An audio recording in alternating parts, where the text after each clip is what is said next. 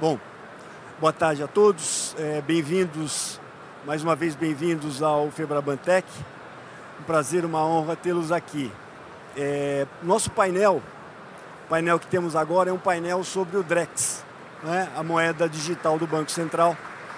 E acho que é um tema bastante apropriado, né, para um congresso que reúne a parte de tecnologia e de bancos. Tá certo que estamos falando, portanto, aí de uma moeda e de uma moeda digital. Acho que temos muito aqui para conversar sobre isso. E eu queria chamar aqui os convidados, né? Queria começar chamando o Rogério Luca, que é secretário executivo do Banco Central. Obrigado. Pode sentar para cá, Rogério? Pode sentar.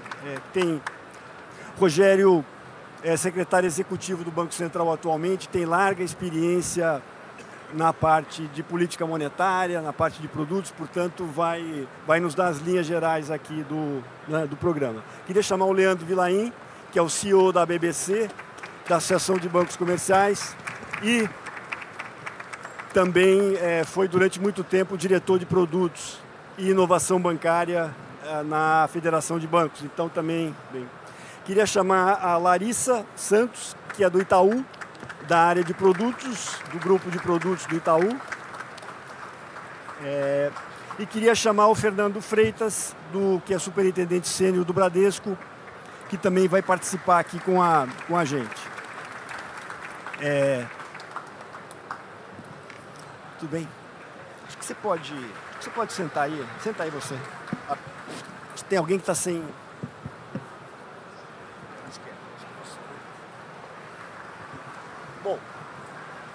Bom, gente, mais uma vez, obrigado a todos vocês aqui por atenderem o nosso convite. O tema do Drex é um tema, como eu disse, eu acho que ele inclui tanto toda essa parte de inovação bancária, não é? E a gente viu pela abertura como os bancos estão dando ênfase nessa parte, né? Nessa questão de inovação bancária, novos produtos, tanto do ponto de vista de colocar esses produtos para os clientes, como do ponto de vista da eficiência das suas organizações, né? E, portanto, a gente está colocando o Drex nessa dimensão, né? Como uma moeda digital que pode impulsionar esses processos.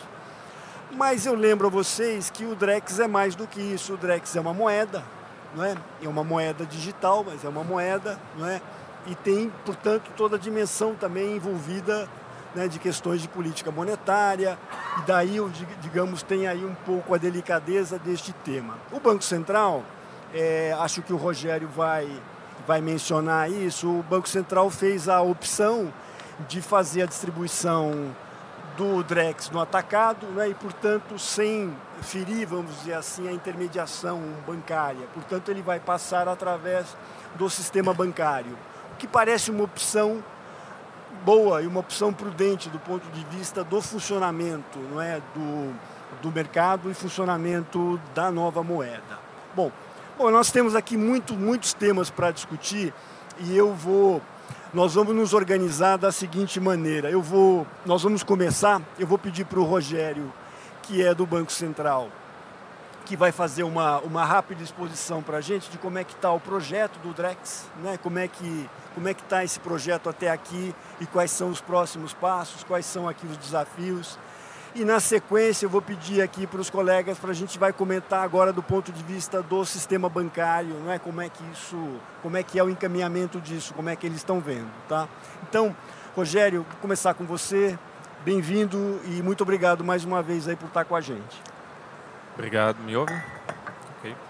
Bom, obrigado, Rubens, boa tarde. Prazer estar aqui nesse painel, Fernando, Leandro, Larissa. Obrigado pelo convite de estar aqui, podendo ter essa oportunidade de compartilhar a visão do Banco Central com essa plateia. Acho bem pertinente a forma como você começa esse painel, falando principalmente de política monetária e estabilidade financeira, que são os mandatos base de um Banco Central, e toda essa discussão de moeda digital, ela nasce no âmbito dos bancos centrais, moeda digital de Banco Central, ela nasce na comunidade do Banco Central muito preocupado principalmente com essas duas funções básicas de um Banco Central. Ela nasce com a evolução da tecnologia, com a evolução dos modelos de negócio, principalmente nesse caso específico relacionados a stablecoins e criptomoedas, e potencialmente qual seria o impacto disso na função do Banco Central, na sua implementação da política monetária e na manutenção da estabilidade financeira. E até tendo isso em conta, e voltando ao seu ponto inicial, a abordagem que o Banco Central do Brasil teve desde o início dessa discussão, a gente discute já a moeda digital do Banco Central há alguns anos dentro do Banco Central, mesmo antes de trazer a discussão a público, e essa abordagem ela tem muito esse foco de como a gente garante a estabilidade financeira e implementa a política monetária nesse novo cenário. E uma das decisões, como você colocou, que foi tomado desde o início desse processo vamos manter a organização do sistema financeiro por meio do acesso dos clientes finais aos sistemas, à moeda, ao depósito, por meio do intermédio do banco. Então, assim, quando a gente pega a discussão mais teórica, por assim dizer, de moeda de Banco Central, moeda digital de Banco Central, ela pode vir a chegar no nível do acesso da população ao passivo digital do Banco Central, a moeda emitida pelo Banco Central. Não é o caso. Não é o caso que a gente aborda aqui no Brasil, não é o caso que a gente decidiu abordar aqui no Brasil, justamente para poder manter essa capacidade de você ter os serviços financeiros, os serviços de pagamento ofertados para a população final por meio das instituições financeiras, as instituições de pagamento, que vão ter acesso às facilidades da infraestrutura de uma forma indireta, vão ter esse acesso, a ideia é que os benefícios da plataforma elas cheguem aos usuários finais, mas sempre intermediado pela instituição financeira ou pela instituição de pagamento. Então, como eu comentava, assim, essa discussão no âmbito do Banco Central ela remonta a alguns anos. Eu acho que, antes de falar um pouco do estágio atual e dos próximos passos, eu queria voltar um pouco à história da discussão de moeda digital no Banco Central. No caso brasileiro, ela remonta a alguns anos, a gente começou com algumas discussões internas. Quando a gente chegou à conclusão de que existia um caso de uso, existia um caso de negócio, da gente levar essa discussão a público, a gente começou com seminários, começou com laboratórios, onde a gente chamou o mercado para participar desses seminários, laboratórios. O Leandro participou de um seminário comigo nessa época, inclusive. A gente levou essa discussão a público, ainda de uma forma muito conceitual.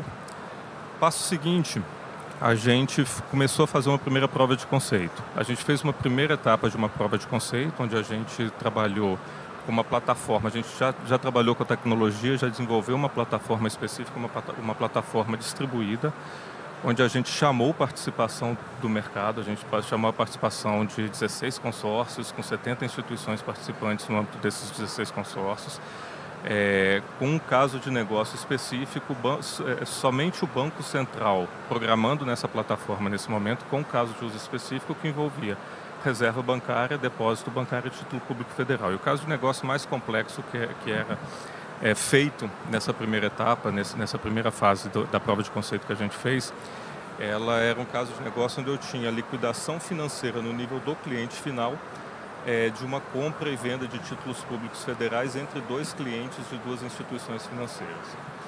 O objetivo inicial dessa primeira fase dessa prova de conceito foi testar um primeiro requisito funcional da plataforma, que foi o requisito de privacidade. Do ponto de vista negocial, a gente teve sucesso, a operação ela foi bem sucedida. Agora, do ponto de vista funcional que a gente estava testando, a conclusão que a gente chegou é que a tecnologia ela não nos dava um conforto de aderência à legislação e à regulamentação que a gente tem no Brasil hoje em dia naquele requisito funcional especificamente que a gente estava testando, que era o requisito de privacidade. A gente entendia que a tecnologia ela não nos dava o conforto de ter uma aderência, principalmente no que diz respeito à manutenção do sigilo bancário e da proteção de dados. Essa primeira fase ela se encerrou, a gente publicou um relatório recentemente, ela foi acompanhada pelo mundo como um todo, ela gerou um interesse muito grande na comunidade dos bancos centrais e no mercado financeiro nacional também, ela foi muito acompanhada, a gente participou dessa discussão na fronteira. Vale ressaltar que essa limitação tecnológica não é uma limitação tecnológica nossa, ela é uma limitação tecnológica da tecnologia no seu estágio atual. E a partir daí a gente passou para uma segunda etapa.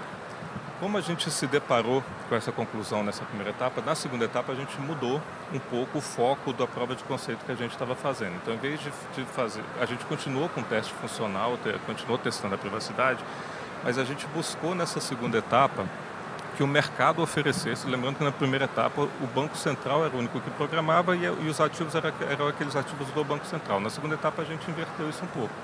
A gente pediu que o mercado oferecesse para o Banco Central modelos de negócio que ele acreditava que poderiam aproveitar da tecnologia para gerar um mercado mais eficiente e mais seguro naqueles modelos que estavam sendo propostos. A gente acabou selecionando 13 casos de negócio que a gente testou nessa segunda etapa dessa prova de conceito. E o estágio atual que a gente está, nessa semana, inclusive, Larissa participa, Fernando acho que participa também de casos de negócio específico nessa etapa. Nessa semana a gente está iniciando a última rodada de reunião visando o fechamento dessa segunda etapa, da avaliação dos casos de negócio.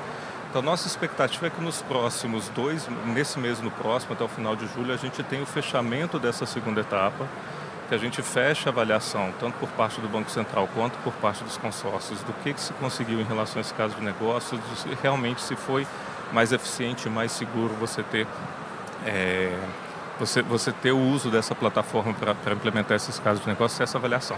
A partir daí, como foi feito na primeira etapa, a gente vai partir para a produção de um relatório para tornar isso público, novamente aqui ressaltando que existe um interesse global muito grande no trabalho que a gente vem desenvolvendo hoje no mercado brasileiro, então a gente vai passar por essa fase de produzir um relatório para poder consolidar esse conhecimento e compartilhar esse conhecimento, e a partir daí a gente vai começar a especificar e detalhar melhor a próxima etapa que é do DREX. E eu falo especificar e detalhar melhor porque a gente já tem um direcionamento em relação a essa terceira etapa. Isso já foi decidido, já foi definido, esse direcionamento já foi dado dentro do Banco Central. Veja aqui, Clarissa e o Caio aqui participando, já começaram a discutir internamente esse novo direcionamento que a gente tem para essa terceira etapa.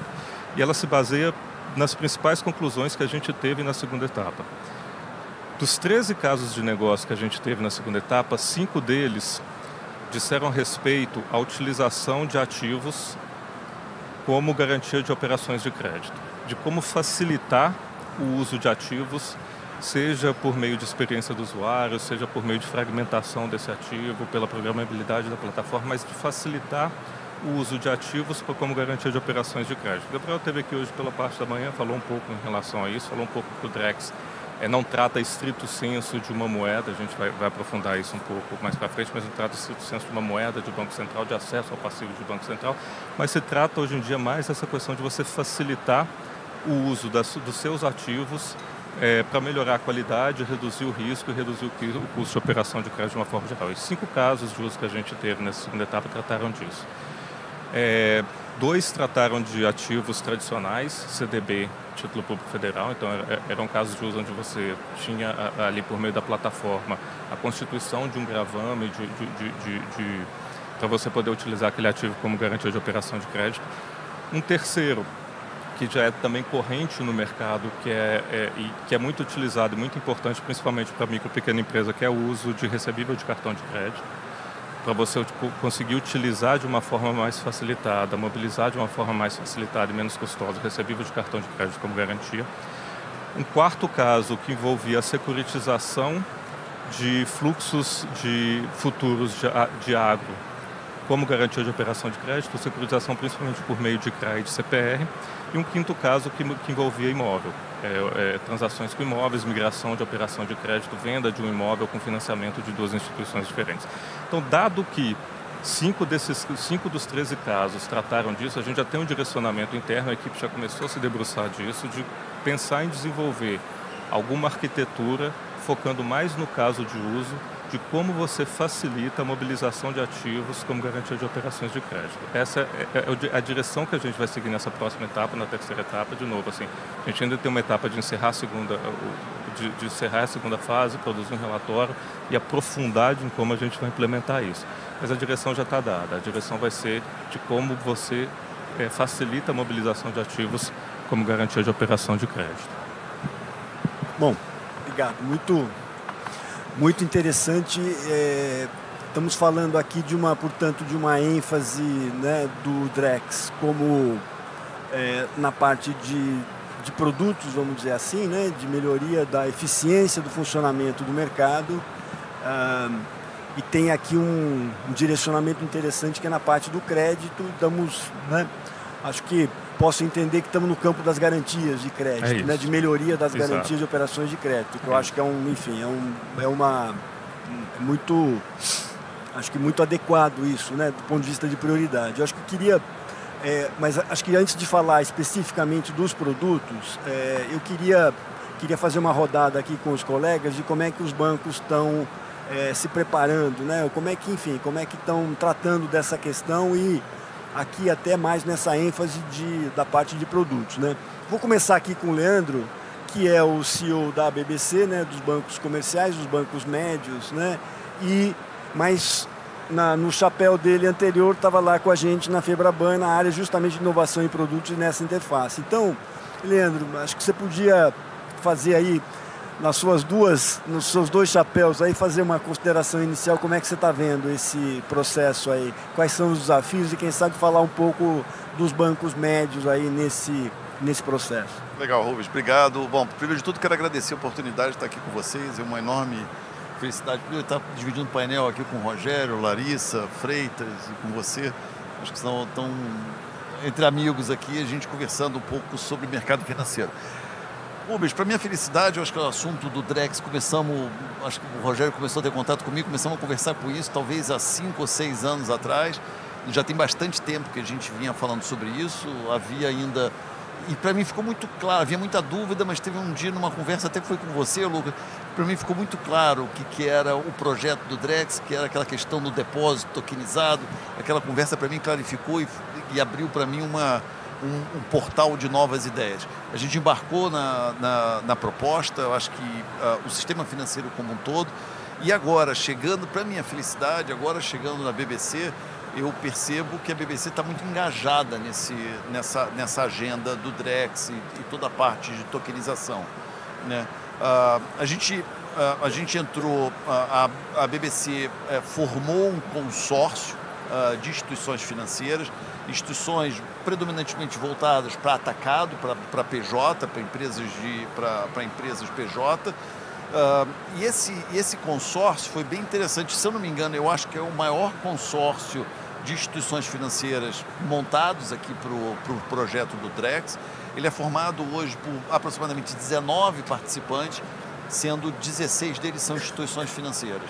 É liderado lá pelo Banco do Ribeirão Preto, mas estamos aqui com a Agibank, estamos com o ABC Brasil, com o BBC, com o PicPay, com a Stone, enfim, vários, não vou nominar todos aqui, mas tem um consórcio bastante robusto aqui de 16 instituições financeiras. Além disso, fazem parte do consórcio outros 3 participantes, né? Que é a BB Chain, a BIP e a Microsoft. Então, esse consórcio deu bastante robustez aos testes e deu bastante capacidade técnica para os times, para a gente estar trabalhando nos projetos. E nós escolhemos 2 casos de uso que estão hoje nessa segunda fase, que é a cédula de crédito bancária, a CCB tokenizada, é o primeiro caso de uso que a gente está no projeto, e o segundo está muito conectado com o que você falou, Rogério, que é crédito colaterizado por títulos públicos, que é um pouco da parte de garantias, enfim. Esses 2 projetos vão dar uma robustez e um grau de utilização muito adequado ao perfil representativo da própria BBC, que são bancos voltados mais para atacado, para PJ. Então isso vai dar uma robustez muito grande. A gente está muito animado com o encaminhamento. Eu sei que vai chegando ao final agora a fase 2, mas já tem uma fase 3 pela frente.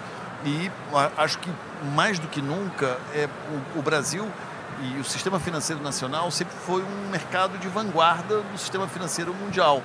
E eu acho que todo o processo do Drex e todo o processo de tokenização, sejam esses 2 casos de uso da BBC, mas sejam todos os demais casos de uso que você mencionou, Rogério, eu acho que mantém o Brasil nessa vanguarda e mantém a gente com apetite de investimento, com apetite de continuar abrindo novas fronteiras. Então, estamos muito animados, Rubens, nesse momento. E aí eu dou a palavra aqui um pouco para os demais, para todo mundo poder participar. Uhum. Eu acho que a gente pode continuar aqui nessa linha, né? E agora eu, na verdade, vou pedir aqui para a Larissa e para o Freitas falarem também.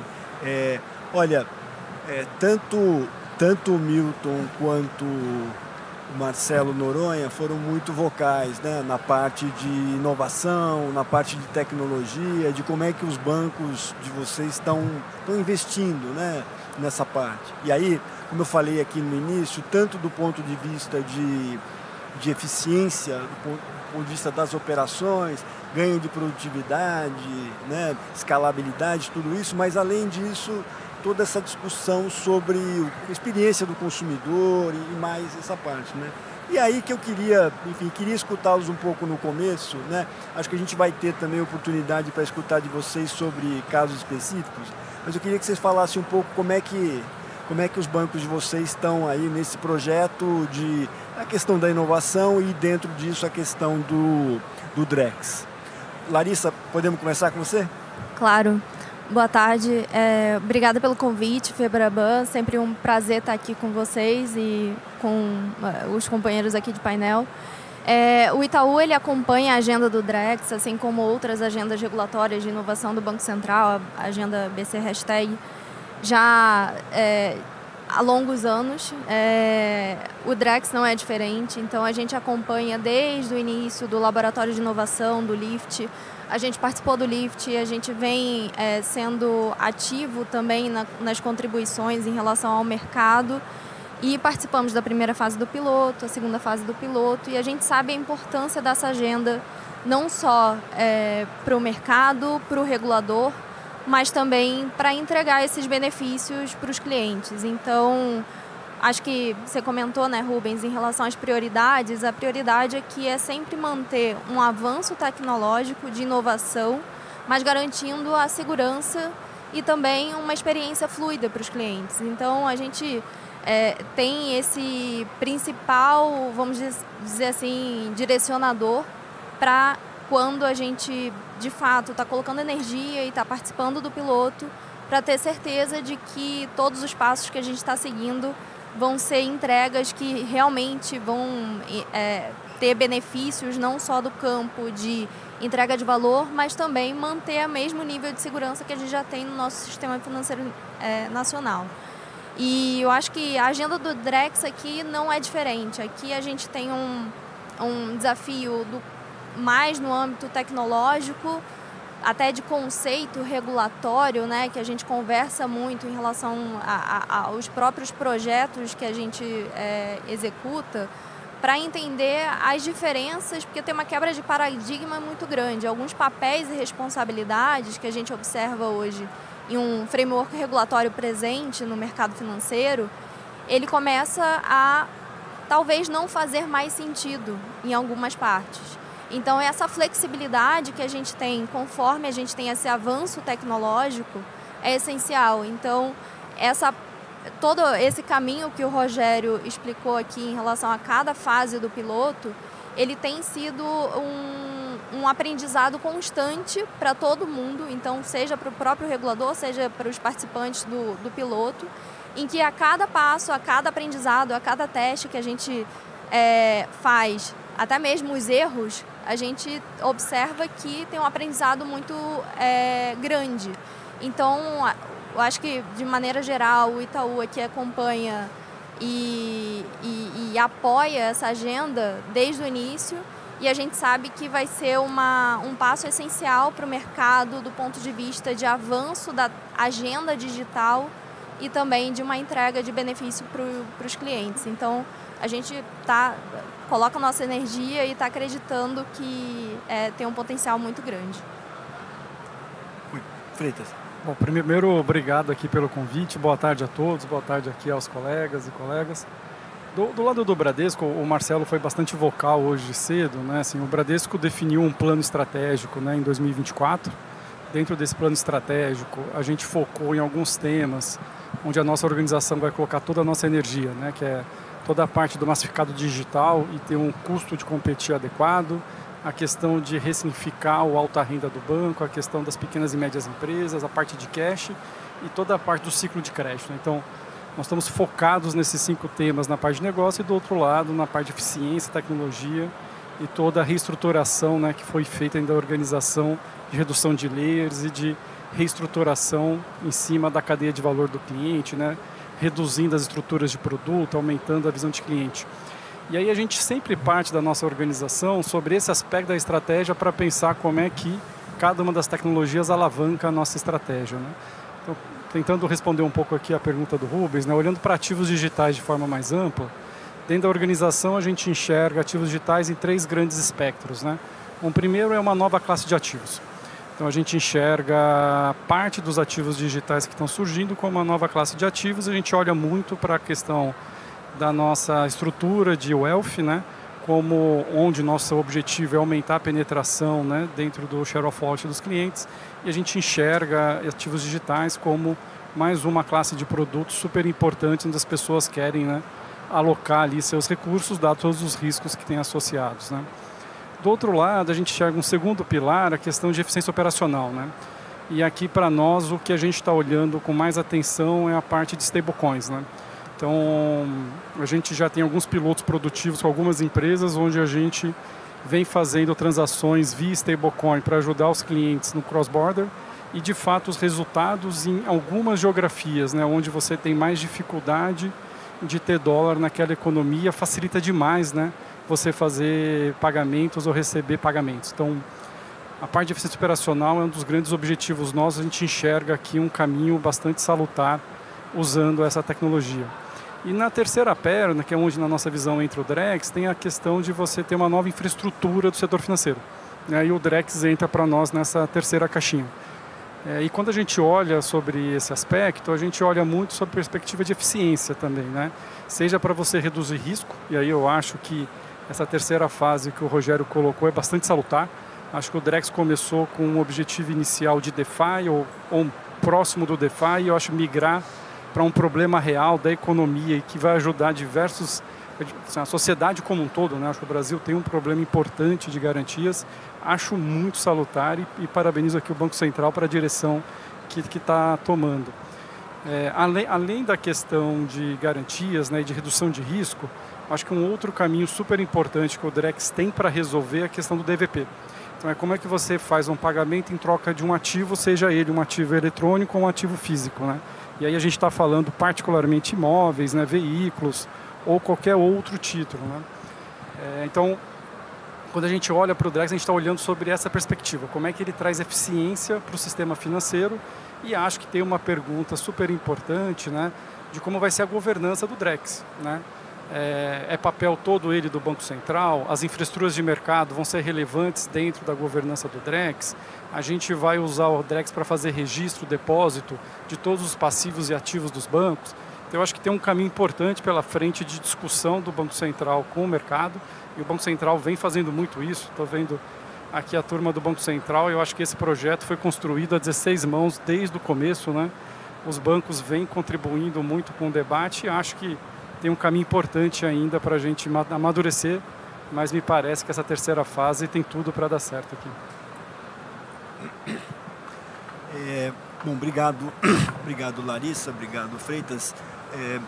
Rogério, eu acho que a gente podia voltar a esse eu acho que o Freitas agora no final deu um gancho interessante para a gente, do ponto de vista de continuidade, né? de governança, de próximos passos, essa questão que você mencionou da ênfase no crédito. Queria te colocar uma coisa assim, um pouco mais, quem sabe até um pouco mais ampla. Eu acho que no começo você já mencionou essa ideia da opção do Banco Central de fazer a distribuição através do sistema bancário. Então, assim, a ideia de que você, portanto, vai ter lá vai ter a moeda, mas os clientes vão acessar isso através lá de um token bancário, e esse vai ser o funcionamento. E aí, essa discussão toda que você colocou agora com relação à eficiência, né?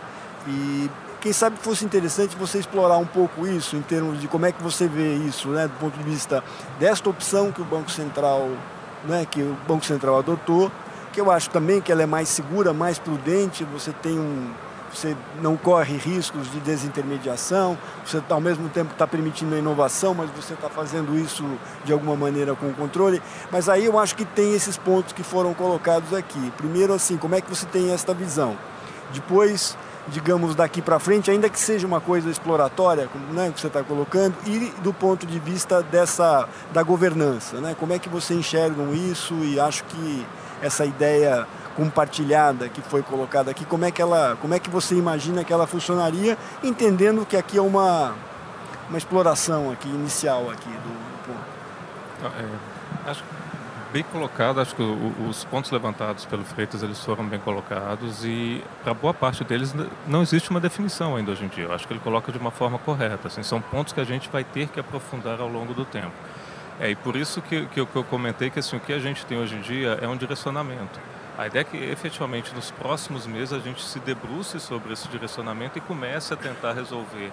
A gente não vai resolver totalmente, mas comece a tentar resolver alguns aspectos específicos em conversa com o mercado e comece a ter alguma coisa em produção a partir da segunda metade do ano. No ano que vem a gente começa a especificar alguma coisa visando a produção. Acho que é interessante, assim, boa parte dessa discussão ainda é uma discussão em aberto.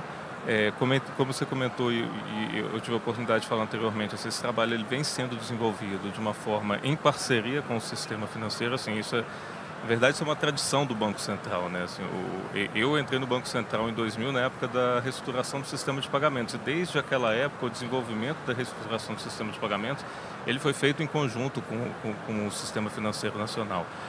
O Pix não foi diferente. Tem até um anedótico em relação a isso, que o Pix virou case mundial. Então, a gente é muito procurado por outros países, buscando exemplos, algumas vezes buscando consultoria, em alguns casos até mais extremos. Alguns bancos centrais chegam para a gente e falam o seguinte: ok, não quero nem consultoria, eu quero que você opere um Pix para mim lá. Pega o Pix e instala no meu país e opera lá. E você tem que virar para o cara e falar o seguinte: não, veja bem, não é isso. O sistema do Banco Central é uma parte. Não é o Banco Central que vai fazer a operação e vai ter essa capilaridade e vai fornecer o serviço para todo mundo. Os bancos, as instituições financeiras têm que participar. O sistema do Banco Central, no caso do Pix é isso, no caso da restauração do sistema de pagamentos foi isso, no caso do Drex não é diferente. O sistema e a governança do Banco Central é um pilar central, mas assim, depende o ecossistema como um todo. Ele é muito mais abrangente, ele engloba o sistema financeiro como um todo e engloba o sistema de pagamentos como um todo. Essa discussão ela é uma discussão conjunta, ela é um desenvolvimento conjunto, ela não depende só do Banco Central, depende do sistema financeiro como um todo. Isso vem sendo feito, como a gente comentou, desde o início, até pela natureza da tecnologia de ser uma plataforma distribuída, a gente começou a desenvolver isso em conjunto com o mercado por meio de 16 consórcios, 70 instituições, como por exemplo, no caso da BBC, contemplando lá 19 instituições participantes de um consórcio. Então, esse desenvolvimento ele tem que ser feito de uma forma conjunta e vem sendo feito de uma forma conjunta. Você falou pedindo consultoria, né? E vou te contar uma coisa, eu estava no congresso da Federação de Bancos, Latino-Americano de Bancos, e aí a gente explicou o Pix, como é que funcionava, e até mostramos ali, e aí um representante de um banco de um outro país, que eu não vou dizer qual é, da América, falou: não, mas também nós temos o Pix. Aí ele mostrou para mim, só que o Pix era transferência do banco dele para o banco dele mesmo, entendeu? Era um pouco mais simples. Agora, Leandro, do ponto de vista acho que o Pix acho que o Pix de fato é um case, e o Pix até ele é tão bem sucedido que alguns, né, até falam que não precisa do Drex porque já tem o Pix, na verdade, né, porque vários países não tiveram essa experiência, não tem, e vem a moeda digital, acho que o papel que tem o Pix. Mas Leandro, eu queria te perguntar um pouco, baseado aí na sua experiência de todo esse tempo, o Pix teve de fato um engajamento, ele tem um valor que foi percebido muito rapidamente, teve um investimento, né? E o Drex ele é um pouco diferente, né? Então, assim, como é que você imagina que o caminho do Drex para que ele tenha, digamos assim, como é que ele pode ter o mesmo sucesso do ponto de vista do engajamento né? O que você imagina aí com base na sua experiência? Porque estamos imaginando alguma coisa que traga, enfim, valor, né? Do ponto de vista aí para os bancos e para os clientes. Bom ponto, Rubens. Bom, primeiro de tudo, acho que é um pouco equívoco as pessoas que falam que no fato de ter Pix você não precisa do Drex, você não precisaria da tokenização. Estamos falando de coisas diferentes. É uma coisa que é o Pix, que é uma questão de transferência financeira. Outra coisa é a tokenização do ativo financeiro, ou do ativo de algum ativo financeiro ou não, mas o processo de tokenização, que há uma tendência mundial de tokenização.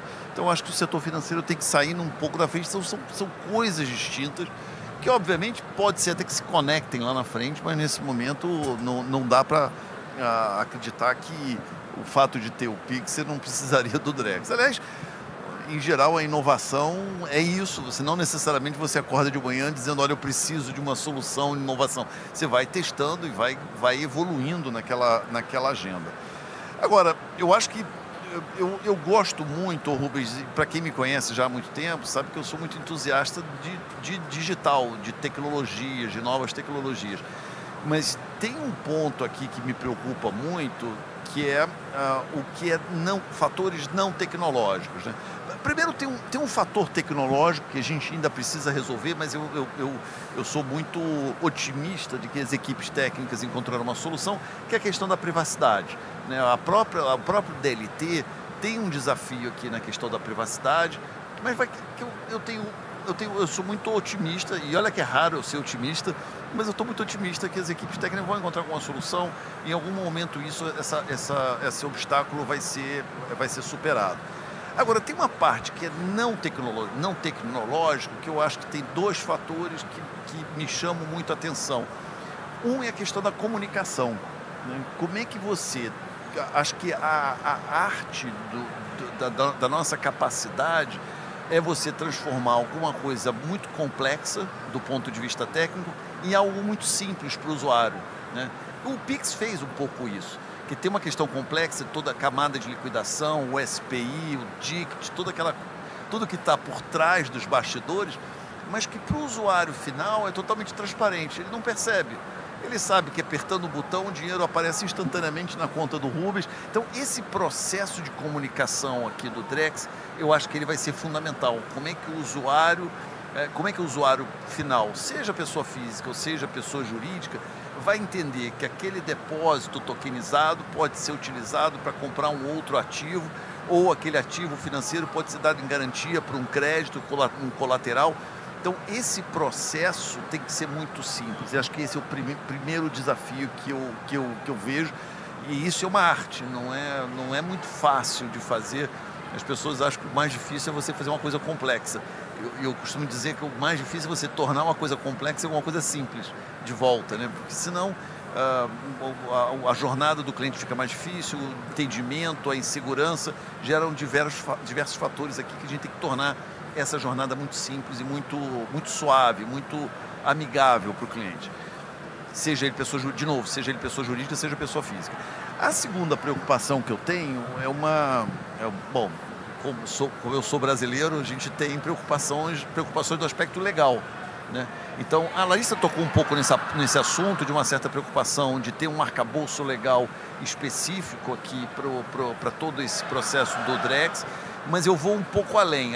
Eu tenho uma certa preocupação em situações de judicialização, em situações de disputa, como que eventualmente um tribunal, como é que um juiz vai decidir, como é que resolve uma disputa, um vazamento, seja um vazamento de dados, seja uma liquidação que não ocorre por algum motivo. Então, essa preocupação do que está fora da tecnologia são os meus dois grandes pontos de preocupação. Acho que são pontos que a gente vai ter que endereçar em algum momento, mas eu tenho certeza que tem muita gente boa aqui trabalhando nisso e a gente vai estar endereçando isso no momento adequado. Agora ainda estamos numa fase de teste, mas até o momento de ir para a produção, para ir para o mercado e para a linha de frente, acho que a gente encontra solução para esses dois pontos. Posso só pegar um gancho rápido na primeira parte da fala do Leandro, que ela foi bem apropriada, até na pergunta que você coloca da questão da interação com o Pix, e isso é uma pergunta que que surge frequentemente, a gente tem falado isso, assim, o Drex não vem resolver o mesmo problema do Pix. O problema de pagamento do varejo no Brasil está resolvido. A gente tem concorrência na prestação de serviço de pagamento, tem modelos customizados, serviços customizados para o cliente final, existe concorrência, existe passo-custo, existe a infraestrutura do Pix. Além do Pix, eu coloco uma outra infraestrutura básica que a gente já tem no país hoje em dia, que é o Open Finance. E a gente vê no futuro, principalmente essas três grandes infraestruturas de caráter público, Open Finance, o Pix e o Drex, convergindo justamente para essa questão da facilidade de uso pelo cliente. Então, o Pix ele trata de pagamentos, o Open Finance ele trata da questão do compartilhamento de informações, da portabilidade de operações, da iniciação de transações, e o Drex ele vai tratar da parte dos ativos tokenizados. Então, o Drex ele vai tratar de um serviço diferente, que são outros serviços financeiros, uma operação de crédito, investimento, e para o cliente, no final das contas, isso é infraestrutura, isso é encanamento, isso tem que ser transparente. O cliente não tem que se preocupar se ele está usando o cano do Open Finance, do Pix ou do Drex. O cliente tem que acessar o app dele lá e falar, eu tenho esse ativo aqui, eu quero usar o e-garantia e recebe um Pix. Então, nesse mesmo processo, ele pode estar passando pelo canal do Open Finance, pelo canal do Pix e pelo canal do Drex. Ele não tem que estar preocupado com isso, ele tem que ser transparente. Para o cliente, no final das contas, ele tem que ter uma facilidade no uso e uma sensação de segurança. O nosso papel, a gente entende, é fornecer essa infraestrutura básica, principalmente por meio dessas três infraestruturas. No futuro, a gente ter essa infraestrutura básica para poder garantir que o sistema financeiro nacional vá conseguir desenvolver serviços para atender às necessidades do cliente e ter, por exemplo, resolver alguns problemas que a gente tem hoje em dia no sistema financeiro nacional, como o alto grau de endividamento das pessoas em crédito de má qualidade. Então, o Drex ele vem responder um pouco a isso. Então, existe uma complementariedade, uma convergência, principalmente dessas três infraestruturas no futuro, e são infraestruturas com base nas quais o sistema financeiro vai desenvolver o seu serviço para o cliente final. Eu entendo e concordo, é que eu acho, Leandro, que nos países que não tiveram esse desenvolvimento que tem no sistema de pagamentos, há uma certa confusão com relação a isso, porque, na verdade, quando o Drex chega quer dizer, nós começamos essa experiência do Drex, a questão do sistema de pagamentos, ele tinha a solução do TED, né, da TED, que funcionava perfeitamente todo, né, o sistema. Então, e quando a gente olha a realidade de outros países, você não tem um sistema tão sofisticado como esse. Acho que até isso ajudou enormemente o bom funcionamento, né, do Pix. Então, assim, eu vejo em alguns lugares que a pessoa vê essa primeira etapa como se, né, a ideia de que, olha, vou resolver o problema aqui do pagamento digital. Mas, enfim, acho que essa é uma outra... Mas eu acho aqui, para a gente avançar, eu queria pedir agora, quem sabe a gente inverta agora, eu começo com você, Freitas, queria que vocês falassem um pouquinho, você e a Larissa, sobre a experiência concreta, as experiências que vocês tiveram aí num desses aí dos modelos de uso aí que o Rogério já mencionou, quem sabe com uma ênfase no aprendizado, na dificuldade, no que a gente pode evoluir nessa linha. Não, com certeza. O Bradesco e o Itaú estão participando dos mesmos consórcios, então a gente faz uma dobradinha aqui, tá, Larissa? Acho que o primeiro passo, para nós, pelo menos no Bradesco, foi muito importante a questão de treinar um quadro para fazer frente a esse desafio. Então, eu acho que o Drex, da forma como foi conduzido pelo Banco Central, permitiu que os bancos conseguissem, né, no tempo, formar uma equipe capaz de fazer frente à tecnologia que foi escolhida, né? Então, acho que nos últimos 2-3 anos, a gente conseguiu formar uma densidade de profissionais capazes, né, de conduzir tanto a parte de infraestrutura, como conduzir a escrita dos smart contracts e como a área de negócio refletir sobre como é que ele pensa um produto by Drex, né? Então, acho que esse foi um primeiro grande aprendizado e, de fato, não é tão trivial você colocar o time de produto para refletir de como pensar a necessidade do cliente sobre uma nova infraestrutura que não a que nós conhecemos, que tem uma cadeia de valor, que tem entidades fazendo uma parte de cada cadeia, né? O Drex, pela tecnologia escolhida, a tecnologia acaba assumindo boa parte de que hoje é feito pelos entes, digamos, centralizados, né? As infraestruturas de mercado, né?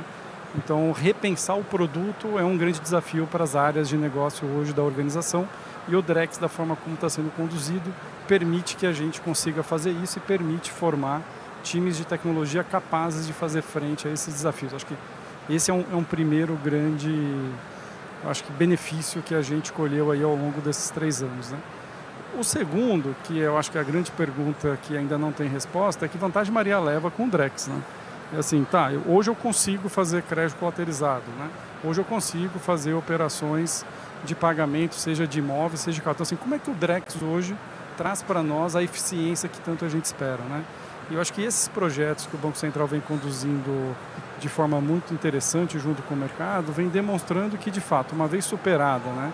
Eu não sou tão otimista como o Leandro, acho que tem um desafio aí importante de privacidade que não é trivial. Você está em problemas. Acho que não é trivial, acho que nós estamos falando de algo... Pode ser que a gente lá na frente diga que a tecnologia escolhida, pode ser que a gente pivote a tecnologia e aí a gente consiga resolver isso de uma outra forma, né? Com a tecnologia escolhida, acho que nós vamos ter desafios importantes aí pela frente. Eu não sou tão otimista, mas é claro que tem profissionais bastante gabaritados pensando nisso. Mas uma vez superada essa questão da privacidade, todas as implantações que foram feitas, né, tirando essa questão, mostram de fato que o Drex tem um caminho bastante salutar de eficiência, né? Eu acho que fica só a questão de pensar as externalidades negativas de qual papel que o regulador passa a ter dentro da cadeia de valor, né? Dentro do Pix, o regulador ele é parte da cadeia de valor, certo? No Open Finance, o regulador ele governa o Open Finance, mas não faz parte da cadeia de valor, né? No Drex, qual vai ser o papel do regulador? Ele vai estar na cadeia de valor? Ele vai governar? Alguém vai assumir a infraestrutura? Acho que tem questões importantes a serem debatidas, uma vez que a plataforma Drex ela precisa prestar serviços, né? Serviços de Know Your Customer, serviços de custódia, né? Então, tem serviços adicionais à plataforma que vão ter que ser prestados, que não necessariamente é papel do regulador ou não. Então, acho que tem algumas reflexões, mas acho que esses 2 aprendizados para nós foram muito importantes, né? Pessoal de negócio e tecnologia e, de fato, no jeitão da coisa, os resultados parecem bastante promissores de que a gente pode ter muita eficiência para o setor financeiro brasileiro. Tá? Bom, Larissa? Pegando nesse gancho que o Freitas trouxe, eu acho que, tentando até trazer um pouco mais para a nossa realidade, no nosso caso de uso, que é interessante, só relembrando todo mundo, está muito conectado com o que o Rogério falou, né? Que é basicamente a gente está tokenizando, basicamente não, né, gente? É um trabalho para caramba, parênteses. Mas a gente está tokenizando um CDB e usando esse título como operação de crédito. Então, tudo dentro da plataforma. E lembrando que a nossa sempre mote principal aqui da conversa, quando a gente fala do piloto do Drex, é explorar a plataforma e menos a moeda de liquidação, né? Porque a moeda de liquidação, a gente, como acho que a gente já falou aqui, é muito relacionado à visão do cliente que ele está usando o próprio real para liquidar algum serviço financeiro. Então, essa plataforma habilitadora desses serviços, dentro do nosso caso de uso, a gente tem diversos aprendizados. E todo esse fluxo, quando a gente fala que a gente está tokenizando um CDB, a gente explora os benefícios do próprio fracionamento desse título. Então, para o mercado é bem interessante a gente entender se esse fracionamento ele vai trazer aspectos de benefício para o cliente final. Quando a gente vai para a própria operação de crédito, a gente entra já numa conversa um pouco mais tecnológica que, como eu até comentei no início, né, o papel e responsabilidade dos participantes do mercado atuais que fazem, por exemplo, a guarda e custódia desse título enquanto eu oferto uma operação de crédito, também é interessante, porque, por exemplo, dentro do nosso caso de uso, o papel da conta garantia, que a gente fala que é a conta escrow, é o próprio smart contract. Então, isso é uma alteração de dinâmica bem interessante para o mercado, níveis de aprendizado imensos, porque um fio puxa o outro. A gente está falando que a gente está observando uma diferença tecnológica da operação, mas também puxa uma dinâmica de conversa regulatória muito profunda. Então, esse eu acho que é o principal aprendizado, principalmente quando a gente está falando da operação de crédito. E aí são outras questões. Será que a gente consegue fomentar um mercado mais líquido no futuro, trazendo toda essa cadeia e os ganhos de eficiência que parece até palavra mágica, né? Quando a gente está falando de tokenização. A gente tem uma grande hipótese de ganho de eficiência, mas qual é esse ganho de eficiência? Então, hoje a gente está conseguindo, de fato, testar e mensurar esses ganhos. Então, do ponto de vista operacional, pode ser a própria aplicabilidade desse smart contract, pode também ser a própria dinâmica, por exemplo, de eventos secundários de um título, em que eu posso ter eventos de amortização, resgate, até mesmo para o próprio cliente. Será que a gente tem um ganho de autonomia e gestão desse ativo, em que eu posso dar em garantia o mesmo título para diversas operações de garantia que eu posso ter em diversos outros bancos, não só, por exemplo, com Itaú, Bradesco, mas, por exemplo, com outro terceiro banco, com o mesmo título. Então, as possibilidades aqui são bem vastas, e o que a gente observa, e agora, obviamente, ninguém esperava desse anúncio do Rogério aqui no painel, em relação à expectativa da próxima fase, mas eu acho que as possibilidades aqui são bem interessantes, principalmente dos aprendizados que a gente teve nessa segunda fase. Então, a agenda provavelmente vai se intensificar, pensando em não só, obviamente, compor esse relatório final desses aprendizados, mas também o como que a gente direciona, quais são os próximos requisitos e como nós, como participantes de mercado, a gente vai apoiar também o próprio Banco Central nessa jornada.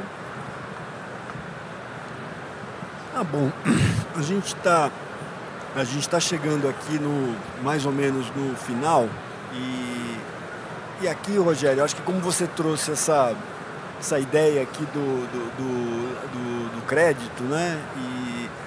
E eu acho que quem sabe a gente pudesse aqui explorar um pouquinho mais, né? Essa questão acho que pontos que você colocou agora, o Freitas, a Larissa introduziu, né? Que é justamente essa melhoria da questão do crédito, né? Como você mesmo disse, eu acho que a gente tem lá uma agenda, né, de melhoria das condições de crédito, e a gente sabe que uma das questões é a questão.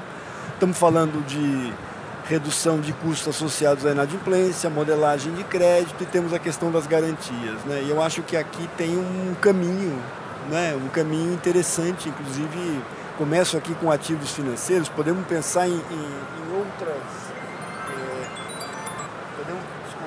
Podemos pensar aqui em outras garantias, né? Outros tipos aqui de garantias e que, portanto, tragam também mais eficiência, né? Então, assim, aqui, quando a gente está chegando aqui no final, quem sabe interessante te ouvir um pouquinho de como é que você vê essa trilha, né? Como é que você está imaginando os próximos passos? E eu acho que aí, na sequência, eu queria ver aqui a reação aqui dos colegas dos bancos em relação a isso. Eu acho que é muito convergente assim, o discurso de todo mundo aqui e esse reconhecimento, efetivamente, como você falou, a questão do custo de crédito final do Brasil é uma questão muito mais ampla. Assim, a gente está tratando aqui de um tema específico, mas você tem várias questões a serem tratadas.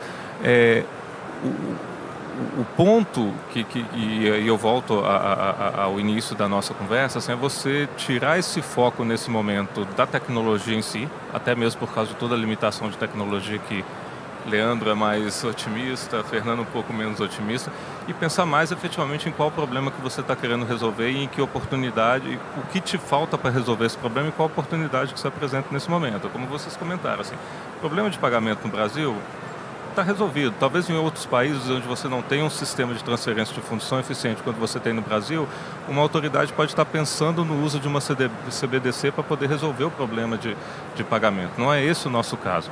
O problema que a gente detectou realmente foi esse de você ter hoje em dia um uso de linhas com menor qualidade, com maior risco e com maior custo para o usuário final. Um uso grande desse tipo de linha.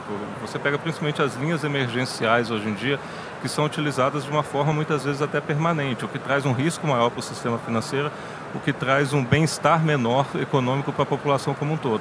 Então a gente vê o Drex como uma infraestrutura que pode prover um serviço, pode prover uma base para que serviços sejam oferecidos para o cliente para poder melhorar essa condição. Então, assim, trata-se de um ponto especificamente, que é a questão de você ter uma facilidade maior na mobilização de ativo, e eu concordo totalmente com você, assim, e a plataforma ela permite isso, a forma de interação da plataforma ela permite isso. A gente não tratar simplesmente de ativo financeiro, a gente pode tratar de ativos financeiros, a gente pode tratar no futuro em acordo com a CVM de valores imobiliários, a gente pode tratar no futuro em acordo com as autoridades competentes sobre ativos reais, como imóveis, como automóveis, e até mesmo ativos virtuais no futuro. O ponto é esse, a gente identifica um problema, e esse problema ele foi identificado até nos casos que nos foram apresentados. Como eu comentei, 5 dos 13 casos eles disseram respeito à utilização de ativos como garantia de operação de crédito justamente por causa da percepção dessa deficiência, das ineficiências que você tem hoje em dia na utilização desse ativo. Citou um exemplo, a questão, por exemplo, da fragmentação. É uma ineficiência que potencialmente a gente pode melhorar. A gente pode usar a plataforma para ter um mesmo ativo sendo utilizado por mais de uma instituição concedendo crédito. Outras possibilidades são possíveis também. Você pode ter uma facilidade maior do ponto de vista do usuário na utilização desse ativo. Ter uma infraestrutura básica que te permita fazer isso é a condição necessária. O mundo todo está se debruçando sobre isso. De perspectivas diferentes, você tem o mundo todo discutindo de como abordar a tokenização. Você tem alguns mais liberais, outros mais intervencionistas, mas todo mundo entende que a tokenização, de uma forma geral, é a infraestrutura sobre a qual o sistema financeiro vai trabalhar no futuro. E como a gente vai se posicionar em relação a isso. A nossa proposta é começar a trabalhar, basicamente, e aí volta ao ponto, assim, eu acho que existe uma convergência muito grande de 3 infraestruturas que a gente está tratando aqui, Pix, Open Finance e Drex, cada uma na sua especificidade, que convergem no futuro para você ter uma infraestrutura que permita que a instituição financeira ofereça um produto de melhor qualidade para o seu cliente.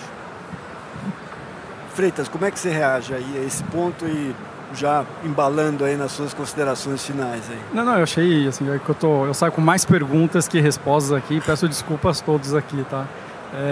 Assim, a pergunta, assim, questionamentos que eu me faço aqui, e acho que esse caminho das garantias me parece, de novo, né, muito interessante, porque de fato nós temos um problema real para resolver, e aí fica muito mais fácil todo mundo gastar energia nessa direção, né?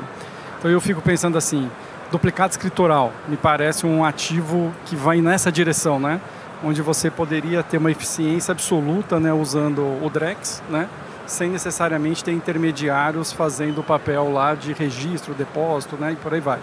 Então, quando a gente coloca essa direção do Drex, começa a surgir, né, um ecossistema que começa a, de fato, mostrar uma eficiência muito grande que pode ter para o sistema todo, né? Então, a conexão com o Open Finance, né? Parece mais do que o Pix, né? O Open Finance pode ser uma plataforma que case muito bem com o Drex para você enxergar, né, todos os passivos e ativos que o cliente possui no sistema financeiro, né? Então, só que por outro lado, né, a gente começa a discutir também a questão, dada a forma como foi pensada a tecnologia, do ressarcimento dos custos operacionais, né? A gente olha para o Open Finance e particularmente, né, nós dos S1, nós temos muita preocupação da forma como ele foi pensado no começo e o economics dele. O Drex, eu acho que pode ter esses aprendizados, né? Porque se é uma tecnologia distribuída, se, por exemplo, o Itaú fizer uma tokenização, por que o Bradesco tem que pagar por aquele custo que foi gerado por algo que eu não estou recebendo, né? Então, como é que nós vamos pensar esse ressarcimento de uma plataforma distribuída?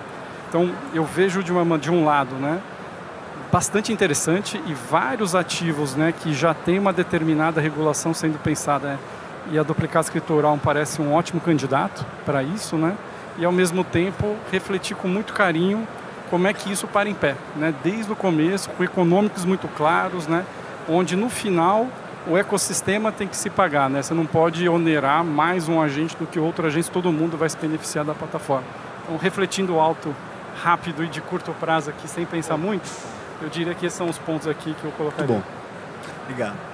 Larissa, Eu acho que, de forma geral, o nosso tempo está acabando, mas eu acho que a oportunidade aqui, e não só do Drex, mas como grandes avanços que a gente já teve na agenda regulatória aqui no Brasil, é que o Drex ele tem a possibilidade de manter a mesma, vamos dizer assim, a mesma posição que a gente tem do mercado financeiro para continuar sendo não só um banco central, um regulador inovador, mas também ser um mercado que estimula a inovação, que acaba promovendo essa abertura e também entregando valor para os clientes.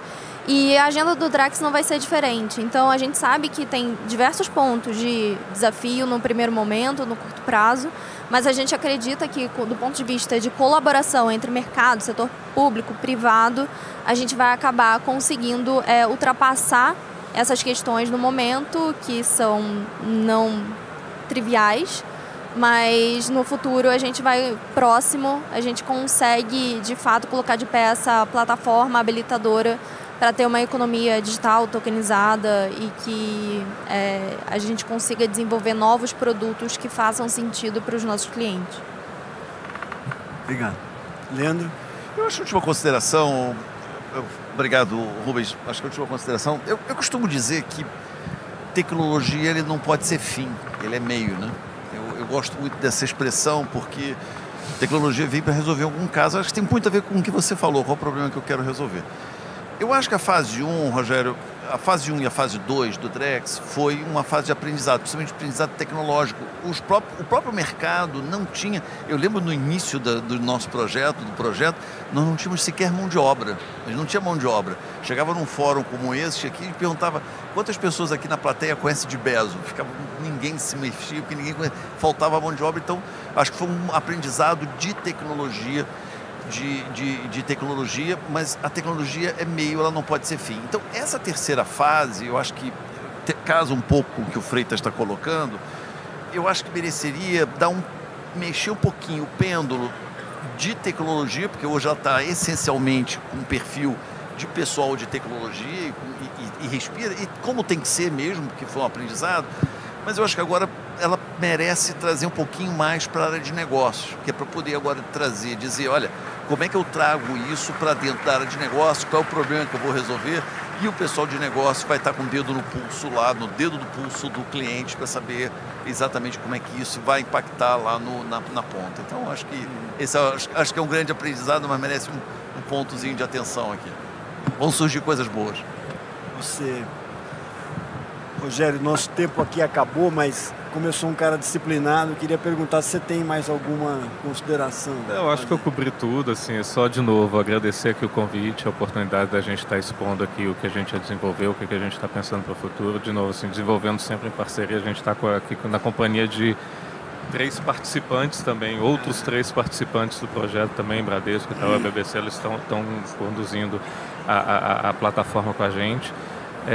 Obrigado pelo feedback de todo mundo, acho que foi bem interessante para mim também, saiu com muito aprendizado aqui também, só agradecer mais uma vez e colocar o Banco Central à disposição sempre que vocês precisarem. Obrigado. Bom, eu que agradeço aqui a você e aos colegas aqui, Nando, Leandro, Larissa, obrigado pela participação de vocês. E no final, eu acho que fica uma mensagem positiva, né, Rogério? Que eu acho que primeiro, acho que essa forma de conduzir um projeto desta magnitude, né, e por etapas, com aprendizado, eu acho que é um ponto importante. Acho que o segundo, essa ideia da cooperação, né, da participação aqui dos bancos, dos agentes também, eu acho que é um projeto vitorioso. E acho que a ideia do crédito também é uma ideia interessante, do que é uma ideia de a gente de fato resolver um problema, né? Eu acho que isso vai dar um caminho importante do ponto de vista desse projeto, tá? Bom, obrigado a vocês, obrigado aí à audiência, estamos terminando aqui o painel. Obrigado.